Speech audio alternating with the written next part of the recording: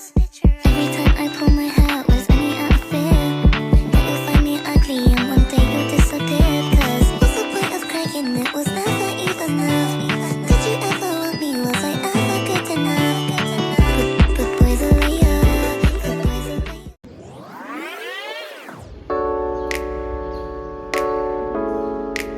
Assalamualaikum warahmatullahi wabarakatuh. Waalaikumsalam warahmatullahi wabarakatuh. Apa kabar hari ini anak-anak? Alhamdulillah luar biasa. Allahu Akbar. Sebelum kita memulai pembelajaran kita pada pagi hari ini, marilah kita membaca basmalah. Bismillahirrahmanirrahim. Ibu absen dulu ya. Iya Ibu. Denada hadir.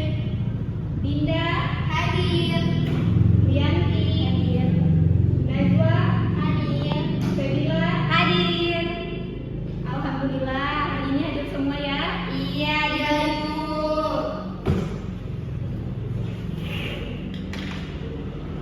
Jadi pembelajaran kita hari ini mengenai binatang halal dan haram. Mengenai apa? Binatang halal dan haram.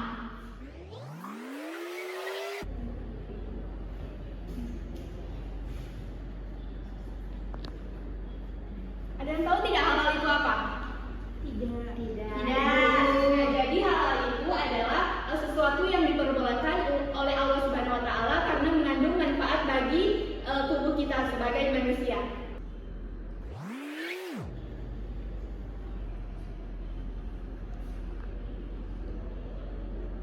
Sedangkan haram adalah kebalikan dari halal, yaitu sesuatu yang tidak diperbolehkan oleh Allah Subhanahu wa taala karena mengandung kemudaratan atau sesuatu yang membahayakan sehingga harus dihilangkan. Jadi Allah memang menciptakan binatang dengan berbagai jenis, tetapi ada juga yang tidak diperbolehkan karena sesuatu dan karena ada alasan-alasan lainnya. Kemudian binatang itu bisa hidup dimanapun, ada di darat, di laut, dan di darat dan di laut. Jadi binatang-binatang bisa hidup di mana saja, adik-adik? Di laut, di darat, laut, dan udara. Nah, binatang halal itu terbagi menjadi dua garis besar. Yang pertama, hewan-hewan yang hidup di laut. Binatang yang hidup di laut sesuai dengan Quran surah Al-Maidah ayat 96, yaitu yang artinya dihalalkan bagimu hewan berbuat laut sebagai makanan lezat bagimu dan orang dalam perjalanan. Kemudian binatang-binatang yang hidup di air ini, baik di air tawar maupun air laut itu semua bisa dimakan karena air laut itu pada umumnya suci mensucikan. Tetapi jika ada hal-hal yang membahayakan tubuh kita itu maka kita harus hindari karena ada beberapa hewan laut yang bisa membahayakan atau mengandung racun di dalamnya. Kita bisa menghilangkan terlebih dahulu racunnya, kemudian sehingga bisa dikonsumsi seperti itu. Kemudian kita lanjut pada yang kedua, yaitu jenis binatang yang hidup di darat. Nah, jenis binatang yang hidup di darat ini yang boleh dimakan yaitu sesuai dengan syarat atau tuntutan Allah sehingga mengandung manfaat bagi tubuh manusia. Di sini sesuai dengan Quran surah Al-Maidah ayat 7 bahwa semua hewan ternak itu dihalalkan. Apa saja sih hewan ternak itu? Sapi,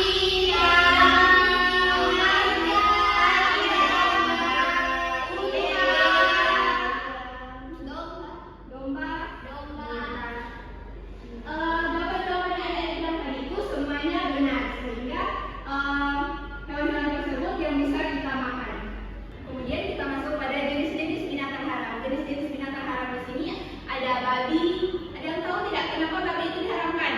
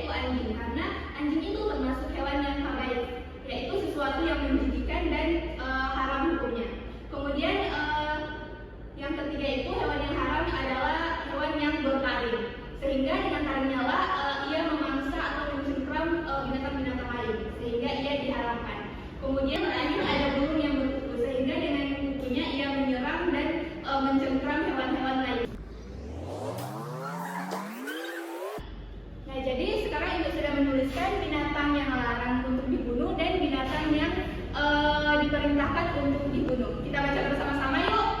Yang pertama, ular, tikus, kalajengking, anjing gila, kadal, burung gagak, burung elang. Nah, binatang yang diperintahkan untuk dibunuh ini, oh maaf ibu, lupa ada satu lagi.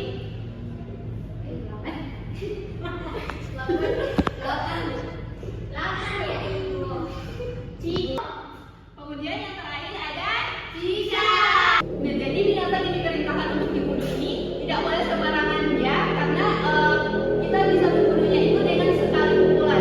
Kita tidak bisa membunuhnya dengan berulang kali karena bisa menyebabkan binatang tersebut tersiksa begitu ya. Kemudian selanjutnya kita masuk pada binatang yang dilarang untuk dibunuh. Yang pertama ada apa?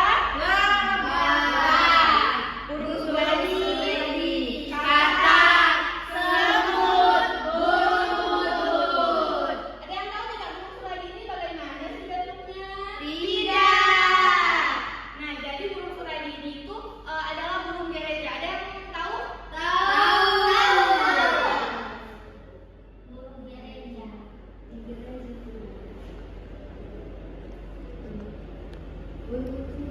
Burung gereja.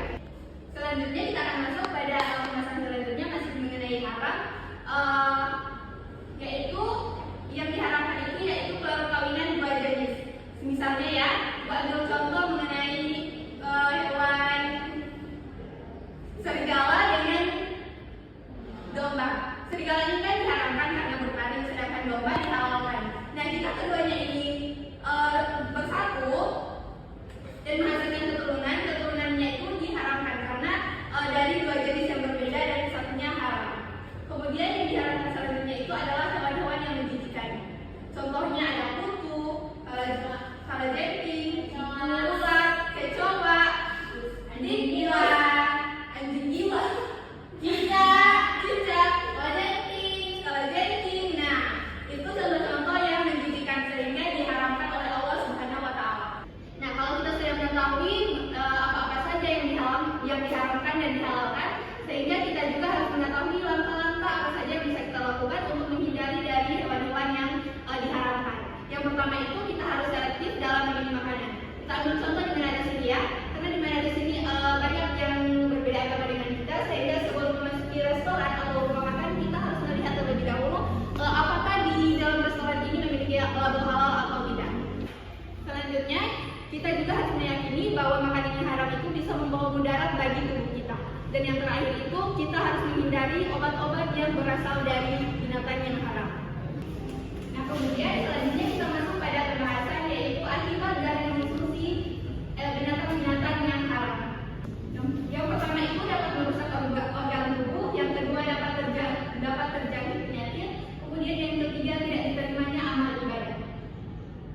Nah, dari pembahasan ibu hari ini, ada yang ingin bertanya? Sudah jelas, Ibu. Alhamdulillah, jika sudah jelas, maka ibu yang harus bertanya. Bisa tidak ibu bertanya? Bisa ibu. Pertanyaan ibu yaitu, apa sih halal itu? Coba angkat tangan yang mau menjawab. Nah, 3. Halal diartikan sebagai segala sesuatu yang apabila dilakukan tidak dapat hukuman atau dosa. Coba jawabannya Dinda bagaimana? Jadi halal itu adalah segala sesuatu yang diperbolehkan di agama. Coba. Nah, jawaban dari adik-adik tadi itu sangat betul sekali. Kemudian pertanyaan selanjutnya, hewan-hewan yang tidak diperbolehkan untuk dibunuh. Ada yang bisa menjawab? Dan ada lebah, katak, semut, dan burung gereja. Bagus sekali. Nah, pertanyaan selanjutnya, binatang apa saja sih yang diperintahkan untuk dibunuh? Siapa yang bisa menjawab? Nah, Najwa, ayo. Saya juga, Bu. Ada ular, Apa lagi? Tikus, kalajengking, anjing gila, dengan kadal. cicak, dan kedalnya cicak kita termasuk ya. Iya. Bagus sekali. Burung Dan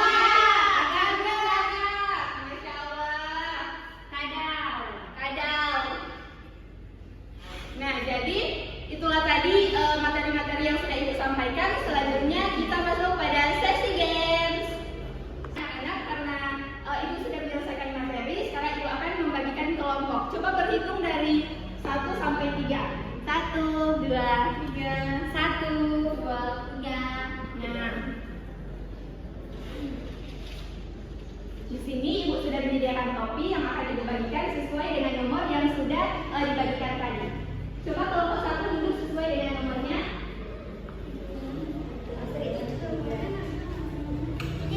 Kelompok 1, 2, dan 3.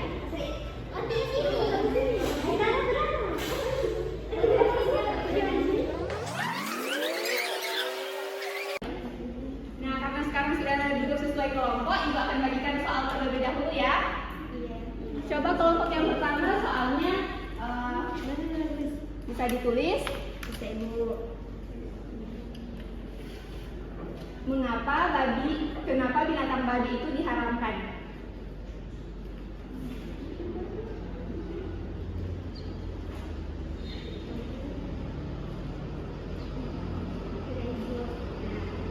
Kemudian kelompok 2, pertanyaannya kenapa semua hewan laut itu dihalalkan?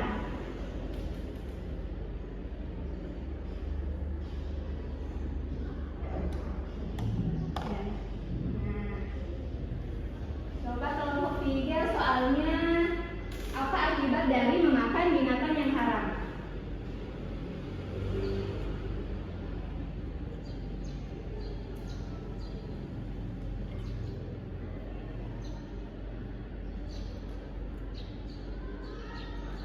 Nah, Ibu yakin dari soal-soal yang diberikan ini anak-anak bisa menjawabnya dengan benar karena sudah diberi penjelasan yang tadi. Sekarang Ibu beri waktu 5 menit untuk menjawabnya sesuai dengan kelompok masing-masing. Silakan biar berdiskusi.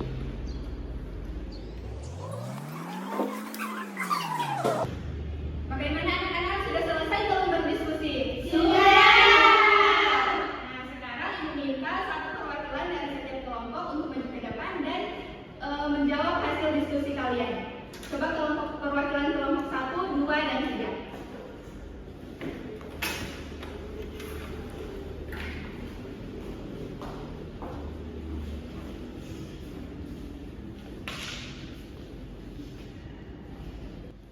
Sekarang dipersilakan untuk kelompok 1 menjabarkan hasil diskusinya. Ya.